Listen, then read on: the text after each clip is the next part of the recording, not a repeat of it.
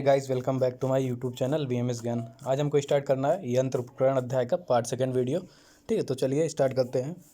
तुला यंत्र। तो पार्ट फर्स्ट वीडियो में हमने यंत्र की निरुक्ति, खल्व, उलूखल खल्व, तप्त खल्व, अर्धचंद्राकार खल्व, वर्तुल खल्व, कच्चा यंत्र और ऊर्ध्वपातन, आधा पातन और तिर्यक पातन यंत्र की वीडियो पार्ट फर्स्ट वीडियो में डाल दिए। तो अगर आपने पार्ट फर्स्ट वीडियो यंत्र उपकरण अध्याय की नहीं देखी तो आप हमारे चैनल पे जाके देख सकते हैं। तो चलिए शुरू करते हैं तुला यंत्र। ठीक है, इस निर्माण के लिए या इस यंत्र के निर्माण के लिए दो वृत्ताकार मतलब बैगन के आकार की मूसा लेकर दोनों के कंठ भाग में छिद्र करके एक प्रदेश 9 अंगुल मतलब एक प्रदेश 9 अंगुल लंबी मिट्टी की नली से जोड़कर संधि बंधन किया जाता है। तो अब इसमें हमको दो बैगन के आकार के मूसा लेने हैं, उसके कंठ भाग में या गले के भाग में वहाँ छिद्र करके 9 अंगुल लंबी मिट्टी की नली दोनों जोड़कर दोनों से संधि बंधन कर देना है। एक मूसा में शुद्ध गंधक और दूसरे मूसा में शुद्ध पारद रखकर ऊपर से ढक्कन से बंद करके संधि बंधन करते हैं। इसकी आकृति तुला जैसी होने से इसको तुला यंत्र कहते हैं। अब इसे बालुका यंत्र में रखकर बालुका से पूरित करके अग्नि दी जाती है। इस यंत्र का उपयोग गंधक जारण के लिए किया जाता है। ठीक है, तो इस यंत्र का उपयोग जो होता है या एप्लीकेशन है वो गंधक के जारण के लिए किया जाता है। ये हो गया इसका एप्लीकेशन।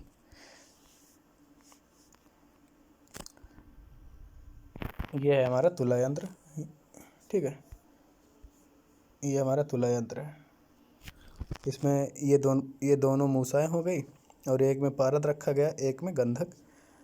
ये जो पिधान है और ये नली जोड़ी गई, ये नली है तथा ये है बालुका यंत्र। जो ये है ये बालुका यंत्र है। ठीक है, अब देखते हैं हम डोला यंत्र। इसमें क्या है कि एक मिट्टी की हांडी लेकर उसके गले में आमने सामने छिद्र करके उसमें एक मजबूत पतली लकड़ी या लोहे की सलाखा प्रविष्ट की जाती है। ठीक है, पात्र में द्रव आधा भरकर सलाखा के मध्य में पारद आदि स्वेदन योग्य द्रव की पोटली को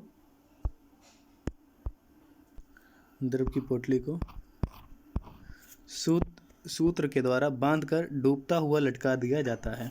अब हांडी को चूल्हे पर रखकर मंद अग्नि पर निर्धारित समय तक पकाकर स्वेदन किया जाता है। इस यंत्र को डोला यंत्र कहते हैं। ठीक है, तो ये हो गया हमारा डोला यंत्र। ये डोला यंत्र का डायग्राम है, ऐसे ही होता है।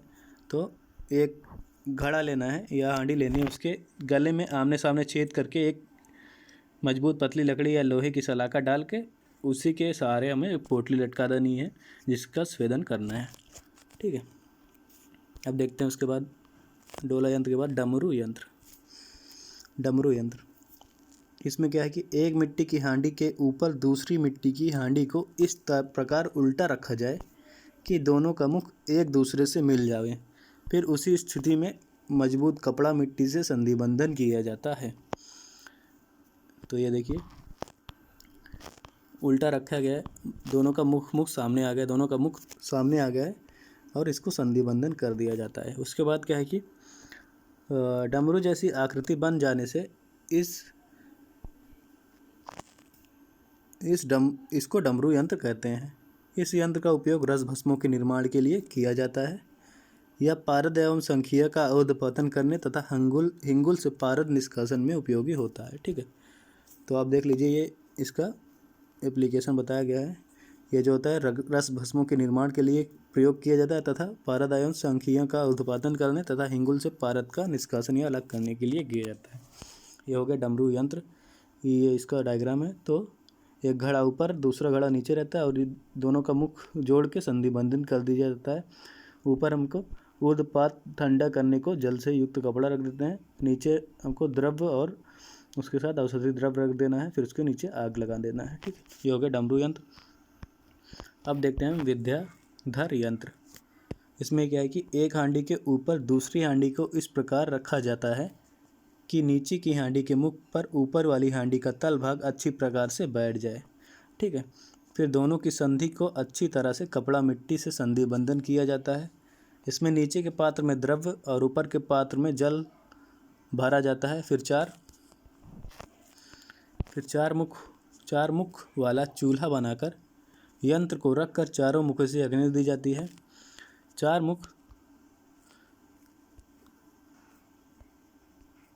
मुख का प्रयोजन तीव्र अग्नि देना है। गंधक जारण एवं हिंगुल से पारद निष्कासन के लिए इस यंत्र का प्रयोग किया जाता है। तो ये हो गया इस यंत्र का एप्लीकेशन। ठीक है, तो इसमें क्या है कि हमें 2 घड़े लेना है या 2 हांडी लेना है। इसमें एक को दूसरे घड़े के ऊपर रख देना है और उसका जो मुख है वो अच्छी प्रकार से दूसरे या ऊपर रखे वाले घड़े के तल के भाग से अच्छी तरह ढक जाए। फिर इन दोनों को संधि बंधन कर देना है। संधि बंधन करने के बाद नीचे वाले द्रव में हमको औसत द्रव रखना है और ऊपर वाले में पानी भर देना है। फिर 4 मुख वाले चूल्हे पे इसको रख देना है जिस प्रकार तीव्र अग्नि दे सके और हम इसका निष्कासन करते हैं जारण एवं गंधक का जारण करने के लिए और हिंगुल से पारद निष्कासन के लिए। ये हो गया विद्याधर नहर। अब देखते हैं हम पातालयन। तो इसमें क्या है कि मिट्टी का घड़ा लेकर उसको छिद्र युक्त मिट्टी के सराव से ढककर संधि बंधन किया जाता है। फिर सराव के ऊपर से एक उल्टी कटोरी रखकर संधि बंधन कर दें। अब जमीन के अंदर 1 हाथ गहरा गड्ढा खोदकर भल्लातक आदि द्रव युक्त घड़े को उलटकर गड्ढे में रखा जाता है। मिट्टी के घड़े का तल भाग ऊपर रखा जाता है। फिर नीचे के गड्ढे में कटोरी सहित घड़े या हांडी के कंठ भाग के पास वाले रिक्त स्थान को मिट्टी से ढक दिया जाता है। इसके बाद मिट्टी की हांडी के ऊपर चारों तरफ उपलों को भली प्रकार रखकर अग्नि प्रज्वलित की जाती है। स्वांगशीर मतलब ठंडा हो जाने पर सावधानी से यंत्र को बाहर निकाल करके नीचे की कटोरी में एकत्रित तैल ग्रहण किया जाता है। इस यंत्र को पाताल यंत्र कहते हैं। इसका उपयोग एप्लीकेशन जो है गंधक तैल, भल्लातक तैल, विश्वामित्र कपाल स्नेह प्राप्त करने के लिए किया जाता है। तो ये हो गया इसका एप्लीकेशन, गंधक तैल, भल्लातक तैल और विश्वामित्र कपाल स्नेह प्राप्त करने के लिए। ये देख लीजिए, इसका डायग्राम ऐसे ही होता है। तो ये इसमें हमको एक घड़ा लेना है। ये घड़ा हो गया हमारा। उसके बाद एक सराव लेना है जिसमें छिद्र युक्त सराव लेना है। उसको उसमें जो भी द्रव लेना है औसत द्रव भल्लातक जैसे, तो भल्लातक को रख कर हमको उसका संधि बंधन अच्छी प्रकार से कर देना है। फिर उसके सराव के ऊपर हमको एक कटोरी लगा देना है और संधि बंधन कर देना है। फिर उसको उल्टा करके, जैसे उल्टा हुआ रखा है यहाँ पे, उल्टा करके हमको ज़मीन में गाड़ देना है। इसके कंठ मतलब गड़े के कंठ भाग तक उसके ऊपर फिर उपले रख देने हैं और अग्नि जला देनी है। तो जो भी पारद जिस भी द्रव का तेल निकालना होगा हमको, वो जो तेल रहेगा अग्नि के द्वारा कटोरी में आके गिर जाएगा। ठीक है, तो ये हो गया पाताल यंत्र। अब देखते हैं पालिका यंत्र। पालिका यंत्र लोहे का एक गोल प्याला लेकर जिसमें एक खड़ा दंड लगा हो। लोहे का एक गोल प्याला लेकर जिसमें एक खड़ा दंड लगा हो, जिसका ऊपर का भाग अंकुश की तरह मुड़ा हुआ हो, इस यंत्र को पालिका यंत्र कहते हैं। इस यंत्र का उपयोग गंधक जारण एवं परपटी बनाने के लिए किया जाता है। ठीक है, तो देखते हैं पालिका यंत्र। यह है हमारा पालिका यंत्र। ये दंड लगा हुआ है, ये घर्षक है और ये लोहे का प्याला तथा इसको चूल्हे पर रख दिया, अग्नि दे दी जाती है। यही है पालिका यंत्र। ठीक, अब हम देखते हैं पुट यंत्र। पुट यंत्र मिट्टी के एक सराव में पाक किया जाने वाला द्रव लेकर दूसरे सराव से ढककर कपड़ा मिट्टी के माध्यम से संधि बंधन करके उपलों द्वारा चारों तरफ से 2 प्रहर अग्नि दी जाती है। 2 प्रहर मतलब 6 घंटे। इस यंत्र को पुट यंत्र कहते हैं। इसका उपयोग धातुओं के मारण में किया जाता है। ठीक है, या भस्म बनाने में किया जाता है। तो हमको 2 सराव लेना है। एक सराव में जो भी द्रव हमको औसत द्रव ले उसका भस्म बनाना है या मारण करना है, उसको रख कर दूसरे सराव को उसके ऊपर रख देना है और संधि बंधन कर देना है। उसके बाद हमको चारों तरफ इसको गड्ढे में पुट में चारों तरफ से उपले से कवर करके अग्नि लगा देती है और जो भी द्रव होगा उसकी मारण हो जाएगा। तो यह है पुट यंत्र। इसमें ये देखिए सराव संपुट दोनों रखे हैं, बीच में औसत रहता है और ये ऊपर से अग्नि लगा दिया और ये सब उपले हैं। ठीक है, तो ये हो गया पुट यंत्र। अब देखते हैं बालुका यंत्र। बालुका यंत्र एक सकरे मुख वाली कांच की आधी शीशी लेकर उस पर 1 अंगुल मोटी 7 बार कपड़ा मिट्टी करके सुखा लिया जाता है। तो एक सकरे मुख वाली कांच की शीशी लेना है, उस पर 1 अंगुल मोटी मतलब 7 बार कपड़ा मिट्टी करके सुखा लिया जाता है। फिर उस शीशी में 1/3 भाग कजली भरी जाती है, 1/3 पार्ट उसका कजली से भर दिया जाता है। एक बड़ी नाद को लेकर उसके तल भाग में 2 अंगुल ऊपर तक बालूका भरी जाती है। एक बड़ी नाद लेना है, उसके तल भाग मतलब नीचे के हिस्से में 2 अंगुल ऊपर तक बालूका भरी जाती है, मतलब बालू भरी जाती है। फिर उसके ऊपर मध्य में शीशी को रखकर बोतल के या कांच की शीशी के कंठ भाग मतलब गले तक एक वितस्ती बालूका भरी जाती है। ठीक है। बालूका भरते समय बोतल के मुख पर कॉर्क रखने से बालूका प्रविष्ट होने की संभावना नहीं रहती। और जब बालूका हम भरते समय उसके मुख पे मतलब आदसी या शीशी के मुख पे कॉर्क लगा दे ताकि उस शीशी में बालू ना जाए। ठीक है।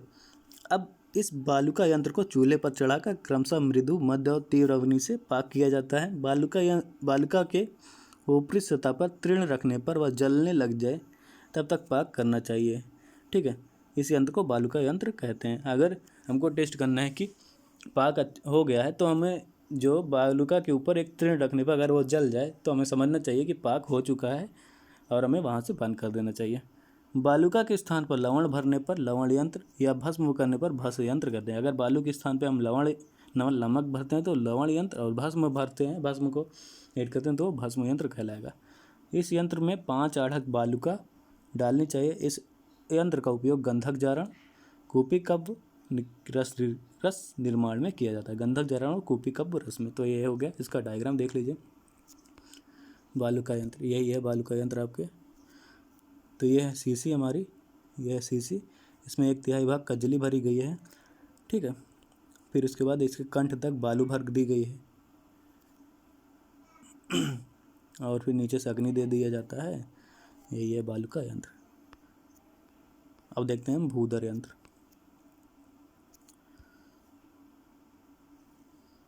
भूधर यंत्र तो एक पारद युक्त मूसक को जमीन में गड्ढा बनाकर बालू भरकर उसके ऊपर रखा जाता है। एक पारद युक्त मूसक को जमीन में गड्ढा बनाकर बालू भरकर उसके ऊपर रखा जाता है। फिर शेष भाग को बालू से पूर्ण रूप से ढक दिया जाता है। अब बालू के ऊपर आरण्योपल मतलब उपले रखकर जला दिया जाता है। इस यंत्र को भूधर यंत्र कहते हैं। इस यंत्र का उपयोग गंधक के अंतर्धूम जारण के लिए किया जाता है। तो ठीक है, इसका गंधक के अंतर्धूम जारण के लिए किया जाता है। ये एप्लीकेशन है इसका भूधर यंत्र का। तो ऐसे है, होता है ये। तो हमको ये मूसा हो गया हमारा पारदयुक्त मूसा। इसको ज़मीन में गड्ढा बनाकर बालू भर के ऊपर से रखा जाता है। फिर शेष भाग में बालू भर देते हैं, ये शेष भाग है। फिर ऊपर से उपले लगा देते हैं और अग्नि दे देते हैं। ये हो गया हमारा भूधर यंत्र। अब देखते हैं हम स्थाली यंत्र। स्थाली यंत्र किसी घड़े में औषधियों से मर्दित ताम्र आदि धातुओं के गोले को रखकर घड़े का मुख शराब से ढककर भली प्रकार से घड़ा एवं शराब का संधि बंधन किया जाता है। फिर उस घड़े को चूल्हे पर चढ़ाकर नीचे से अग्नि दी जाती है। इस यंत्र को स्थाली यंत्र कहते हैं। इस यंत्र का उपयोग शोधन एवं धातुओं को मृदु करने में किया जाता है। ठीक है। तो ये इसका एप्लीकेशन हो गया, शोधन और धातुओं को मृदु करने में इसका यूज किया जाता है। तो ये हो गया स्थाली यंत्र। इसमें ऊपर से सराव लगा दी गई है, सराव। फिर कपड़ा मिट्टी करके संधि बंधन कर दिया गया है। और ये हांडी है हमारी, तथा ये अम्ल रस है और ये ताम्र आदि गोला है। ठीक है। ये अग्नि लगा दी गई नीचे से। ये हो गया हमारा स्थाली यंत्र। अब देखते हैं हमारा लास्ट यंत्र जो कि है स्वेदनी यंत्र। ठीक है। तो इसमें क्या है कि एक जल से पूरित घड़े के मुख पर मजबूत वस्त्र को बांधकर वस्त्र के ऊपर स्वेद द्रव्य या स्वेदन योग्य द्रव्य को रखकर एक सराव से अच्छी तरह ढककर घड़े को चूल्हे पर चढ़ाकर अग्नि दी जाती है। ठीक है।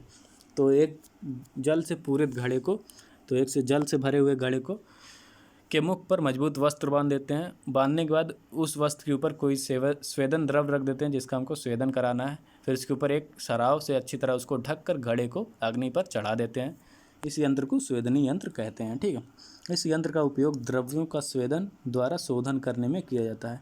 ठीक है। तो इस यंत्र का उपयोग जो है वो द्रव्यों का स्वेदन द्वारा शोधन करने में किया जाता है, जिससे शुष्क एवं कठिन द्रव मृदु हो जाता है। तो जिससे कठिन द्रव जो होता है वो मृदु, या शुष्क द्रव सूखा हुआ द्रव वो मृदु हो जाता है। ठीक है, ये हो गया हमारा स्वेदनी यंत्र। ये देख लीजिए स्वेदनी यंत्र। तो इसमें क्या है, सराव लगा दिया गया ऊपर, फिर वस्त्र है और स्वेद पदार्थ है ये बीच में। ठीक है, और जल से भर दिया गया और नीचे से अग्नि दे दी गई है। तो ये है हमारा स्वेदनी यंत्र। ठीक, यहाँ पे हमारा कंप्लीट हो गया यंत्र प्रकरण अध्याय में यंत्र। अब नेक्स्ट वीडियो में मिलेंगे एक नया टॉपिक लेके। तब तक बने रहिए हमारे चैनल के साथ। लाइक, कमेंट और सब्सक्राइब करना मत भूलिएगा। कोई भी डाउट हो तो आप हमें अपना क्वेश्चन कमेंट बॉक्स में कमेंट करके पूछ सकते हैं। तब तक के लिए धन्यवाद।